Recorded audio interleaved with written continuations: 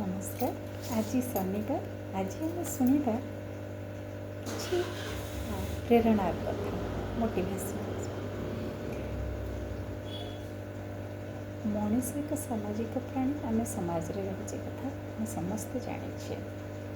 आम एका एका किसी कि आम समस्त जीवन में कर्तव्यरत निज काम कर चलीचे किंतु भावतु पिला बेलू यही पर्यंत आम जो भी अच्छे जी जगार पहुँचीचे प्रति मुहूर्त आमको कहार ना कहार साहाय्य दरकार। जो पिला थे बापा माँ परिवार भाई भौणी जो स्कूल गले सांगसाथी शिक्षक सहकर्मी मानकर एवं जितेबाला आम किछिटा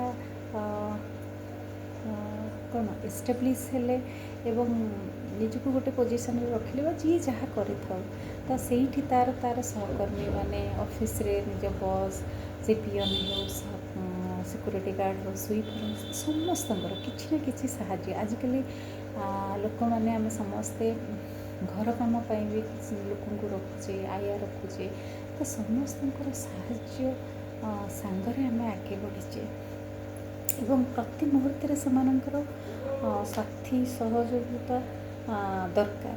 तो प्रत्येक जो मैंने आम कि ना कि साहाय्य करम से कृतज्ञता जनवा कथा कहीं से नथिले आम आग को बढ़ी पारंतानी किंतु भावतु आम ये सब करे कि आम केवे क्या हृदय कृतज्ञता देउछे सबुदिन जदि करुछंती ठीक अच्छे किंतु जदि करूना आज ही बदली जातु आज ही संकल्प नियंतु जे मु आज प्रतिदिन मत जो मैंने साहाय्य कर थैंक यू कह कृतज्ञता जन ग्रेटिट्यूड शो कर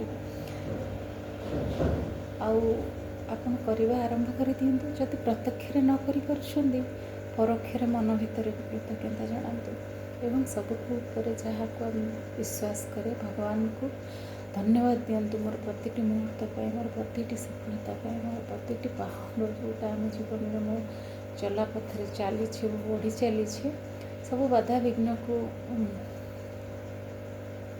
एड़े दे आगे तो से भगवान को भी धन्यवाद दिंतु।